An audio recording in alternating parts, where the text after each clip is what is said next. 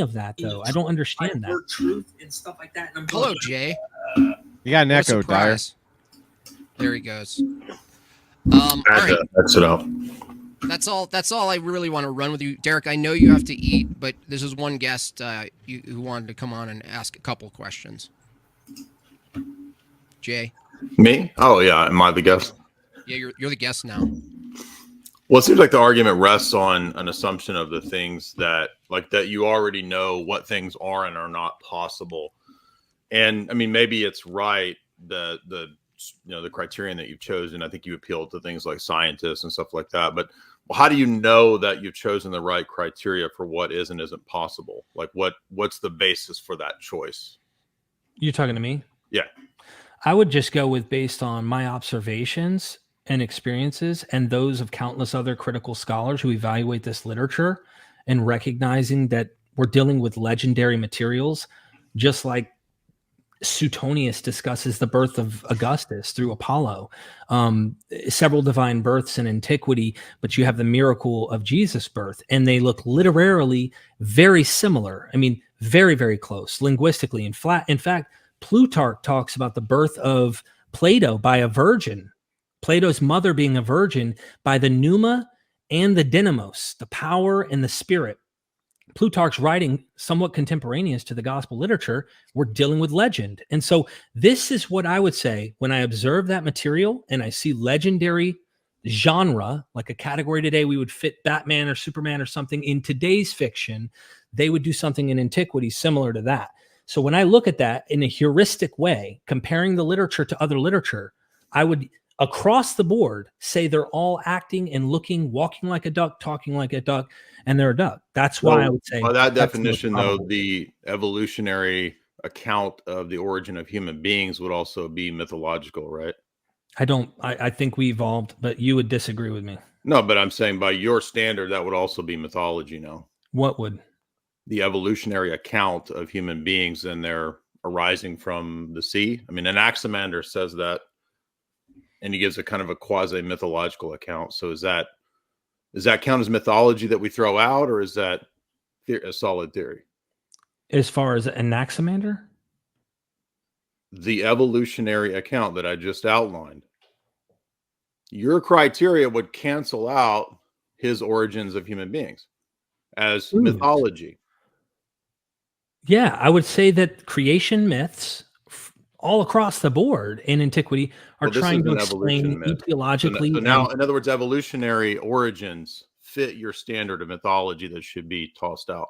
What about the Big Bang? Why would they fit that? Where's the ancient textbook describing fossil records and going into the science of these things? The criteria. Well, then you would say there's also data, there's also archaeology, there's also there's several facets things that map. So I asked for the criteria though about what cancels out myth versus fact. Well, that's why I said observable. I would look at the observations of what. Wait a minute. Did you observe any of that? No, and I didn't see Suetonius talk about Augustus's birth. He might be the chosen one, and Jesus is a false prophet. We don't know that. They're trying to get Derek to say that he's appealing to authority, and the answer is obviously yes, he is. Well, yeah, I mean, of course, I'm going to appeal. I didn't ask about an appeal to authority. I'm talking about now. The criteria is observation, empirical observation. Well, I'm saying you can look at these texts and compare this material and see what. There's several scholars out there that work in this to show we're dealing with literature. We're dealing with literature. Now, I understand your argument. Literature. Common argument. I'm asking an epistemological question, though. This which is not answered by just saying that we look at the literature and the scholars. Okay. Well, what do you want to know? So the criteria that you set up, your epistemic criteria was on what basis? I'm asking on what basis, and you said it's the things that don't appear to be mythological based on various scholars. And then I said, well, by that standard, certain things that you do believe would also be mythology, like the Big Bang would count as that. I'm assuming you believe that. I don't know if you. I think it's an outdated model now, but okay. Well, I mean, whatever origin myth you want doesn't match up to the standard of empirical verification. Okay. So you have an arbitrary standard. If you need me to spell it out for you. Okay, and you don't. So what's the justification for? But you don't. I'm asking you. Do you? No, I think if I believe in theism and I believe in divine revelation, I have a basis for epistemology and those kinds of standards. So I'm just trying to figure out what yours is. Right. Your argument rests on the certain physical. It would be based on physical, observable, testable, and even observational things like literature. But you already said that all of these origin theories that you believe go outside of your empirical evidence. What do I believe that? Did you observe the origins of the human? No. That's where authority comes in, like Neil brought up, that I would rely on scholars and expert scientists. How do you know you've chosen the right scholars? How do you know? Yeah. You got to do research yourself and investigate it yourself. That's the thing. Like, you could not accept the criteria it, and is therefore yourself. we didn't evolve, and therefore there was the criteria is also Do you understand what an epistemic criteria is? Jay, when you chose the church to be your guiding truth, you had to at some point decide that for yourself, and you had to make that judgment. The same way category mistake. You're confusing an existential choice with the criteria. Two different questions. Well, that's what you just said to him. You said he had to. How does he know that these scientists are right? He really doesn't. He has to kind of appeal to authority. The same way. But I can make an argument. I'm not just appealing to an authority. Well, we can all make arguments depending on what we're talking about. At some point, why do you? I want to know the good argument to believe your epistemic criteria. But you're saying you don't appeal to authority, yet what divine I never revelation? said that. I just asked what reasons we should believe your epistemic criteria. I haven't even heard what the criteria is, other than what I chose and what I chose from certain scholars. Mm-hmm. How do you know where to cut off the true and the false scholars? That's a good question. That's why I investigate. Well, yeah, exactly. I might want to know that if I'm going to. But instead of swallowing the pill up front, believing in a book that several scholars have shown to be very, very, I say there's a lot of contention, problems, contradictions, errors, issues, very man-made looking, and evolved over time. Same circular argument that you would use for the church. Yeah, I would investigate them. I would look all across the board, but instead of swallowing that pill up front, that's what I would do. Yeah, but I'm pointing out that you already have swallowed your own version of an arbitrary miraculous pill. So I believe in a miracle. Is that what you're saying? Yes. Well, you believe in many of them. Hey, you guys convinced me that miracles are real tonight. I hope the audience is as convinced as I am now. What you're not understanding is that the argument is pointing out to you that you have an arbitrary standard which allows you to choose what evidences you will and won't accept from the outset. You know what? I got an arbitrary standard, and you guys don't. How about that? Correct.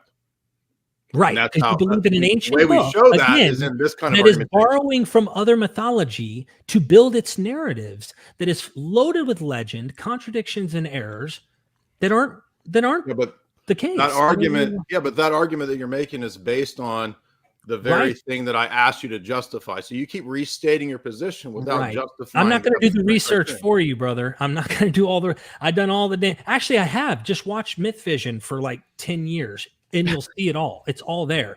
But I'm not going to sit here and go in circles with this, like, I have truth and I have logic and you don't, and I have the actual epistemic proper position. In other words, you don't want to address the actual philosophical challenges to your system. I'm not a philosopher. I'm really not. I may play around with philosophy from time to time, but I'm not a philosopher. And I understand that you do that kind of stuff.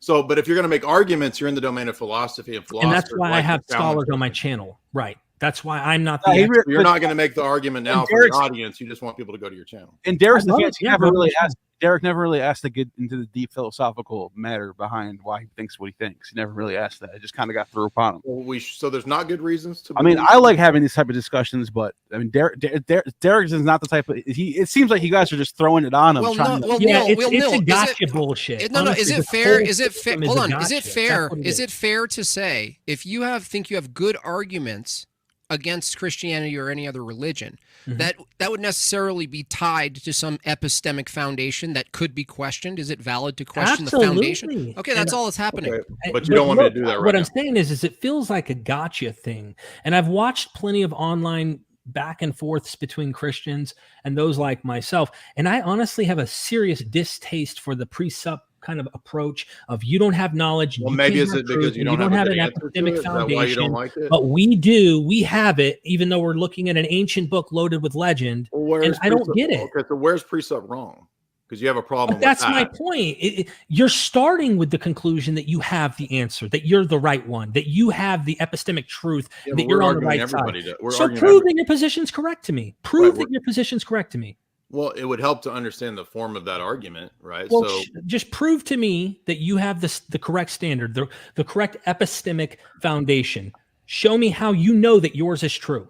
Because of the impossibility of the contrary, because the other worldviews, they mess up at a fundamental level when it comes to the basics of a worldview, epistemology, metaphysics. How do you know that? How do you know that they've messed up?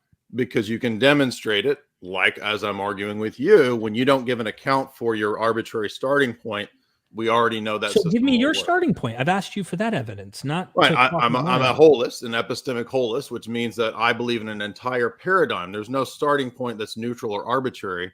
It's the entire Christian worldview compared to the Gnostic worldview, the atheist worldview, the humanist worldview. Those worldviews can't give an account for the basic principles in metaphysics and epistemology and ethics. Our worldview can give an account for how those things exist, and so therefore ours is the true one. So we would disagree right there. I mean, obviously, all of these worldviews give you those exact epistemic solutions to the problems of the world, morality, foundation, creation. No, they don't. No, they don't. For example, yes, they do. Mesopotamian's creation mythology is literally being lifted. You don't even understand what this argument is arguing. I'm not saying do they have a story. I'm talking about epistemic justification in a philosophical sense. It's a very specific claim. Genesis 1 has a philosophical statement in it about God. That doesn't matter. That doesn't matter to them because they don't even know what we're talking about. It's not just does it have a claim. It's a very specific type of argument in terms of logic. This is about logical justification. Oh God, this sounds like Darth Dawkins shit, man. I'm not even kidding you. This sounds literally like. It doesn't matter who it sounds like. I mean, do you have? Are he you going to respond does to the this argument? stuff though, Jay. It's the same old thing, man. So you don't have an answer to it. No, so I damn sure don't. Because I'm not getting lost in the soup. What Derek's saying is this is philosophical boxing. So hold on. So an actual argument, which is a valid form. You're calling in, man. You win, Jay. What Derek's saying is this is philosophical boxing. Derek doesn't do the training. You guys do. He doesn't really care. He's not interested in then if he's not interested in the domain of logic, then he shouldn't try to debate these topics. He wasn't trying to. Debating, dude. You're the one coming in here debating with me. I thought it was a debate. I just hopped on because I thought it was a debate. We're talking. That's why. Hang on. To be fair, it turned into a debate. Let's not kid ourselves. It kind of did, but you know what? Let's not kid ourselves. We permitted the debate aspect of this conversation for sure. It's just not formal and it's not guided or anything. But Jay is. It's totally valid, and I would take the same approach to as soon as someone's making a claim about their view or what's possible, what's not possible regarding any religion, any faith, any legend, any myth. It's not like you saying, "Oh, you're presupping me."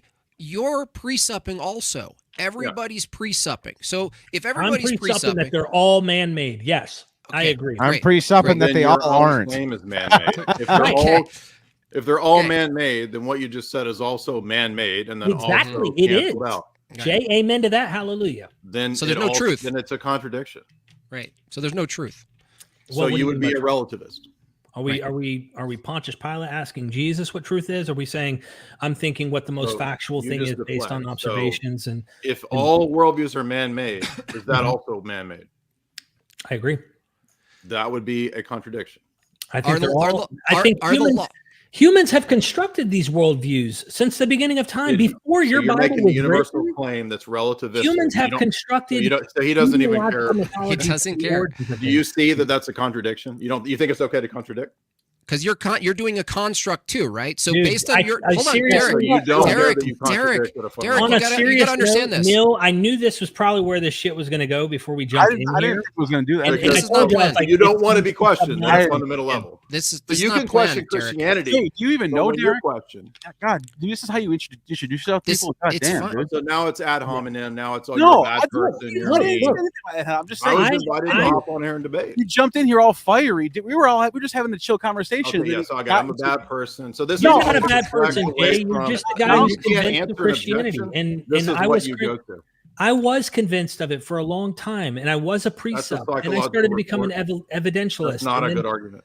I went down the whole Calvinist route. It isn't an argument. It isn't. I have no interest in engaging you back and forth on epistemic value. We haven't proven your worldview to begin with. You haven't even established that yours is true to begin with. All you've done is made statements that mine can somehow tell you the origins of the world and can tell you everything. Giving an account for your basic starting point. That's it.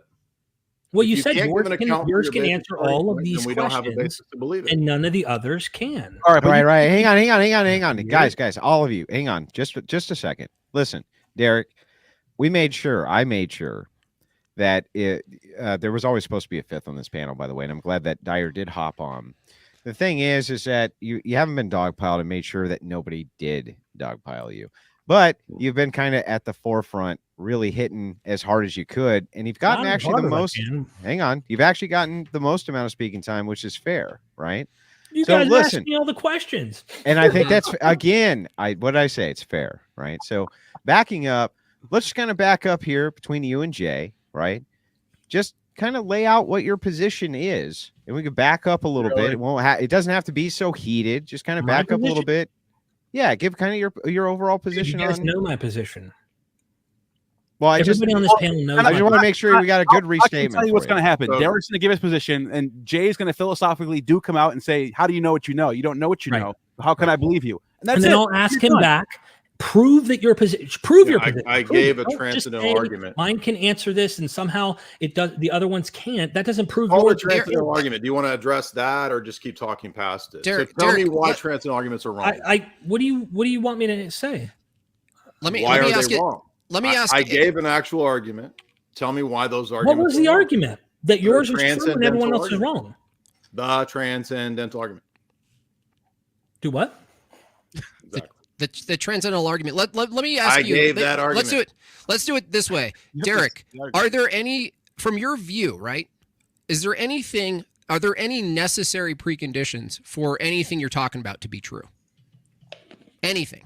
What do you mean? Is there anything that's necessary before you come to truth in evaluation of claims, historical claims, logical claims, philosophical claims? History is probabilistic. They're trying to reconstruct things through literature. That's the best. And then we have archaeology that we're trying to interpret. You don't think probabilities relies on things like math? Yeah, they do. Okay. So if your argument relies on math, then you need to give an account for math. Right. Oh my God. Can you? Therefore, Yahweh. I mean, you got me. But I seriously don't get how math. I've heard this argument before from those who think that somehow the fact that math exists. So you don't have an account for it. Therefore, God. These kind of arguments and stuff. So I've heard that, and I'm like, no. How about just math exists, right? We don't skip to the God part. You don't need to do that. We're asking you from your view. How does your naturalistic view account for something like math or logic, which you appeal to, right? That's a fair question. Stop pretending like it's not fair. It's an observation of humans that we have come up with systems we call mathematics, and they're observable from the universe that we have seen in nature, and that we've come up with systems in which we're able to calculate and test, observe, and that's where math I think comes out of. Or it's an actual principle in the world. I personally don't think math. The idea of math as a construct is something that happens before humans come on the scene and start systematizing what they're about logic. Make them otherwise. What about logic?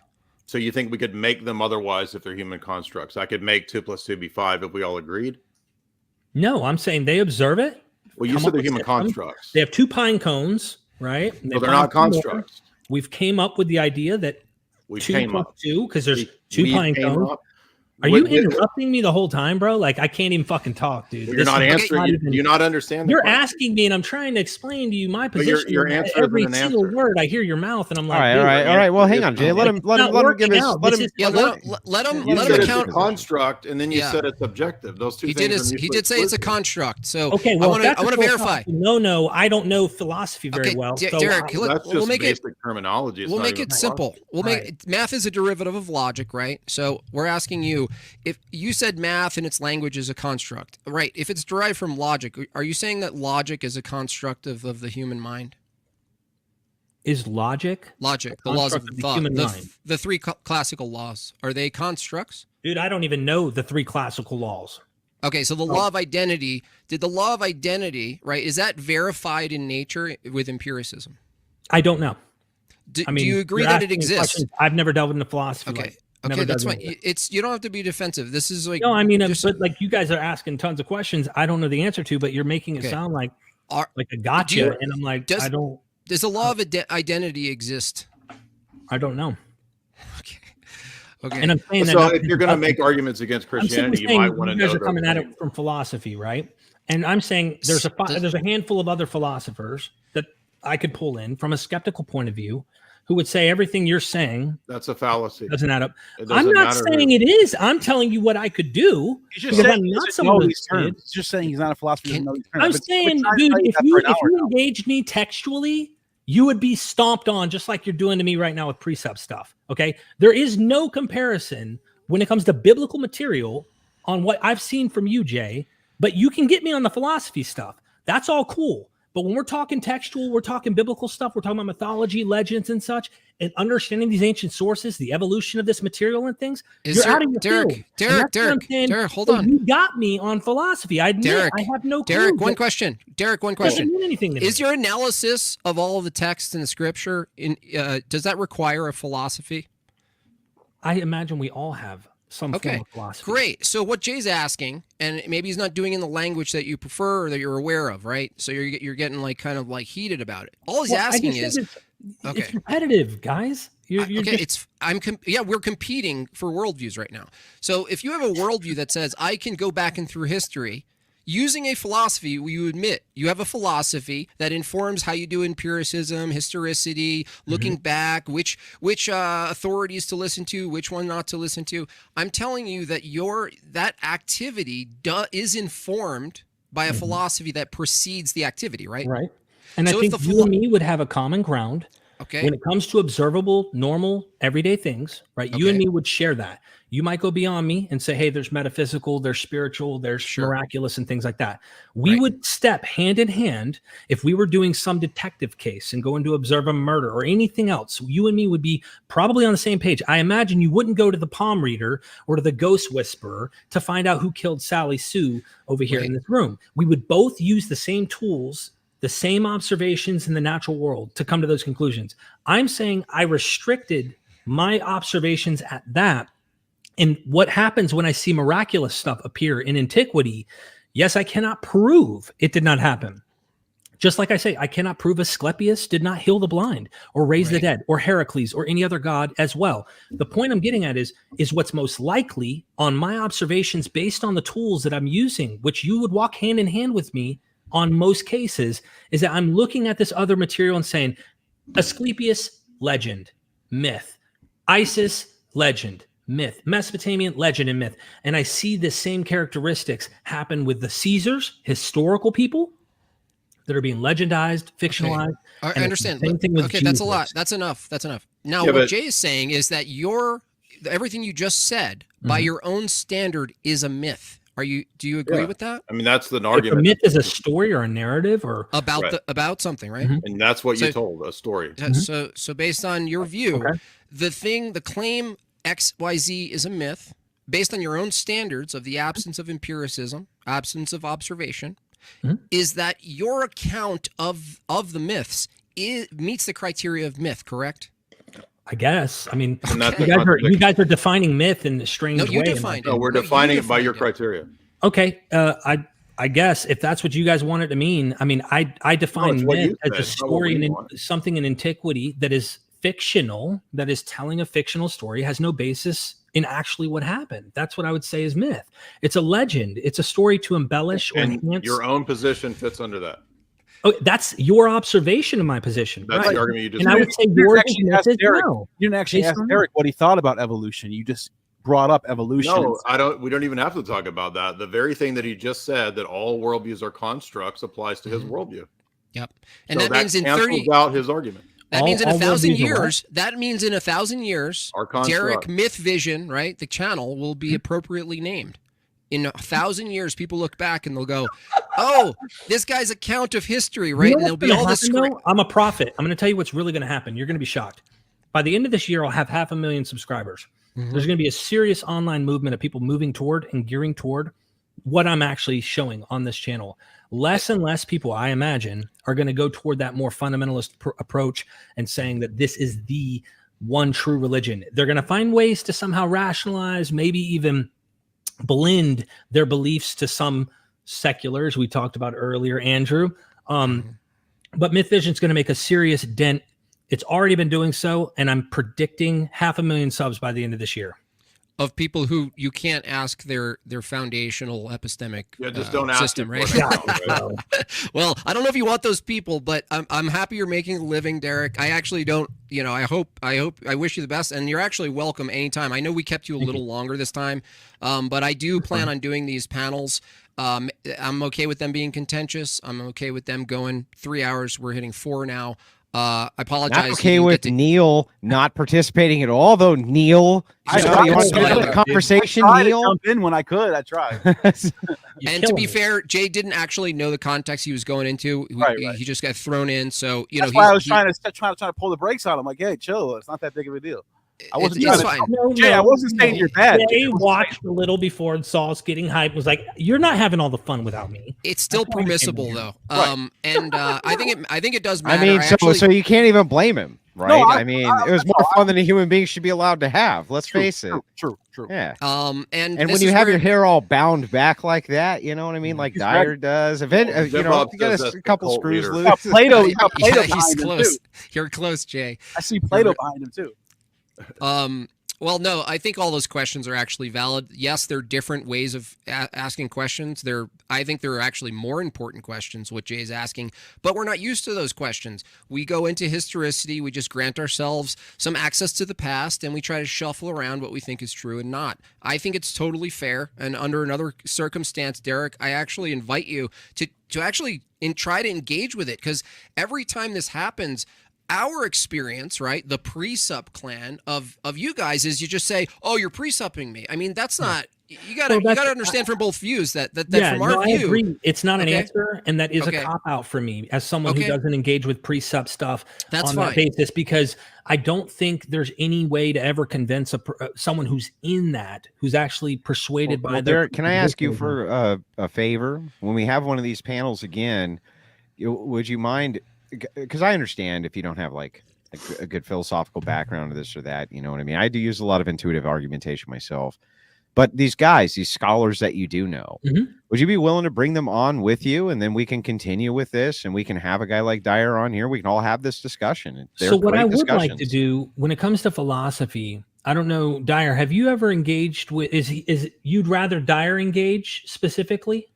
Well, no, all of us can engage. Well, I'm saying I'm trying to have like literally not get distracted by any possible other stuff, and Dyer can engage and discuss his worldview, and then I'll have another guest come on, maybe like Stephen Woodford, or I can get Graham Oppie maybe. If you can get Stephen Woodford, that's good.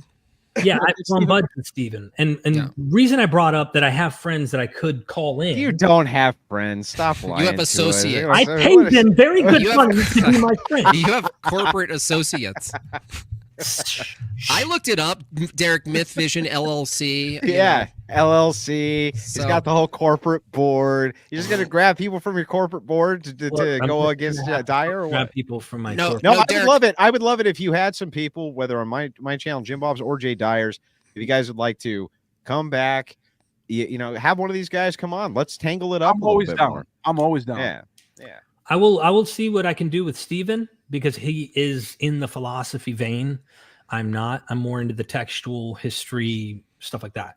And so maybe we could do a round table and see if he'd be down for that. If not, then maybe having a one-on-one discussion or something. I don't know. Sure. We'll figure it out. We do it all. We do it all. But listen, thanks for coming on, man. It was a lot of fun, and I hope you had a lot of fun. And I had fun. Got a little, don't be mad at us because Jay Dyer's so fucking mean. It's not our fault. He's always been a mean bastard. There's nothing we could do about it. Yeah. Okay, he's always been that way. Look, the way that Neil describes this, Andrew, is this: when I met him, hot-headed as fuck. Okay, let's just keep it real. Neil's, you can go off the deep end quick when you get mad. Okay, you know that. But then I'm like, why? And he's like, dude, where we're from in New York, we argue over the football teams where, hey man, no, that's like. So did I really say that? I don't remember saying that. It's you've said that to me. You've told me like you're very, hype about it. Well, tonight got a little fun, little hype, Yeah. No hard we weren't planning on going philosophy. We thought we'd skim the surface at least. But when Jay saw that you were wearing a salmon colored shirt, which is the weakest color a man can wear, he decided to put on his salmon colored Hawaiian shirt, and he wanted to show you what's up, bro. It looks salmon in the red light, but it's actually yellow. So, but he no, Jay, stop coping. That's salmon. Okay, that's salmon. It's actually yellow. I promise. Neil, why don't you shout out your channel and your last words for the show here, and then we'll go around. Derek, Jay, Andrew, and then finally myself. Neil, my name is Neil from Gnostic Informant. Just look me up on YouTube; it comes right up. I started a second channel. I do shorter content too. Gnostic Informant TV, I think it's called. Whatever, they're both up there, and I'm looking forward to more of these because I'm trying to get more of an understanding of where you guys are coming from, and I think it's helping me out. So, can you wear a less stupid hat next time? Though? I got you. All right, fair enough. Derek, yeah. Thanks for having me on, guys. This was different. I haven't done one of these in a long time since I've had conversations like this. And my channel is, if you're interested in like history, mythology, just so you know, many Christians watch it and appreciate it. Even if they disagree with my conclusions, they appreciate it. So there's that. Appreciate it. Awesome. Jay? Jay Dyer, Jay's Analysis. I host the Fourth Hour with Alex Jones every Friday, and we do movie reviews, debates, philosophy, geopolitics, literature, all that on my channel. Awesome. And do you guys have, Derek, I know, Jay, do you have Twitter Spaces? That seems to be more of a new fun forum thing where people can actually attack you. Yeah, you can attack Jay on his Twitter Space. Yeah, I open it up all the time to debate, Nice. Derek, I do. Do you do that? I'm not. Okay. I like use it just to share YouTube videos on. I don't really get on to engage because, damn, it's toxic. Jay, not to put you on the spot, but I jumped on there. I jumped on there one time, and there was a delay or something where we couldn't hear each other talk, and you kicked me off and blocked me. But I'd appreciate it. I didn't mean any ill will towards you when I was on there last time. So if you want to unblock me, that'd be cool. I'll jump on there next time. Okay. That was a documented event, Andrew. Well, okay, Neil. To be fair, I blocked you on Twitter too, but let me tell you why. Hang on. I got a good reason for this. It's because I'm way smarter than you. That's the only reason I did it. Neil. Fair enough. That's the only. No, I'm kidding. You're not blocked on Twitter, bro. I'm just fucking with you. My name is Andrew Wilson, host of the one and only Crucible, fastest growing debate channel on the internet. You'll be able to catch more content. I'm going live with Gavin McGinnis in early February for a 2-show combo. Right after, I'm heading back to whatever for 3 shows. So it's going to be a kind of long haul in February. Hope to see all of you there. And Jim Bob, I really appreciate you putting this panel together. Derek, it was great to meet you. I basically, I blame you for the derailment of the entire panel. It's 100% your fault. I just wanted to have a couple of beers, man. You see, I had them. You screwed the whole thing. I thought I'd be the one getting dogpiled, and somehow I ended up being him. Anyway, thank you so much. I appreciate it, man. Jay is the scapegoat. It's all his fault. Every bit that happened before and when he showed up. Sorry, Jay. Yeah. I feel like he could take it. I feel like he could take that. Jay Dyer is known internet wide as being the meanest man on the internet. I've been competing with him for the last year, and I'm still losing. Not even close. Upset about that. Not even close.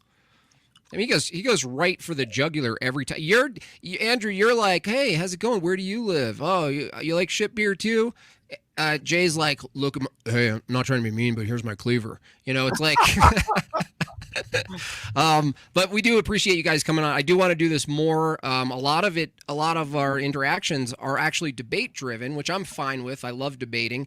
I love to learn about it and do more of it. But the panel thing is kind of more fun in a sense, and you can hang out and cover other things because we did cover a lot of interesting things at the front of this, right? That wasn't super contentious, right? Interesting topics and technology and whatnot. So I'm going to do this again. Also, guys, you're only going to be able to find this. You're not going to be able to find this on the Crucible. You'll only be able to find it on Jim Bob's stream. I strongly suggest you become a member because great content like this, well, he only puts it out for a couple days before it becomes member only. So true. Thank you so strongly much for that. suggest it. And of course, any of you who want to clip anything for any of your channels, you're more than welcome to. Just let me know. Or don't let me know. You just clip it. I don't care. Yeah, guys, I'll stay. Once they're off, I'll go through and make sure I got all the super chats. Okay. All right, you guys. Thanks so much to every single one of you. Hope to do this again soon. Also, Derek and Neil, if there's anyone else, like you said, that might be interested in this format, no, it's not going to always be like this contentious, but it could be, and I think we could all handle it. So it'll be fun anyway. So. Sure. Absolutely. All right. And sorry for keeping you. And I'm glad you got some food there. So. Little something. All right. Yeah, a little something. All right, you guys. I'm gonna take you guys all down. Adios. Thanks, Jay, for jumping on. See you.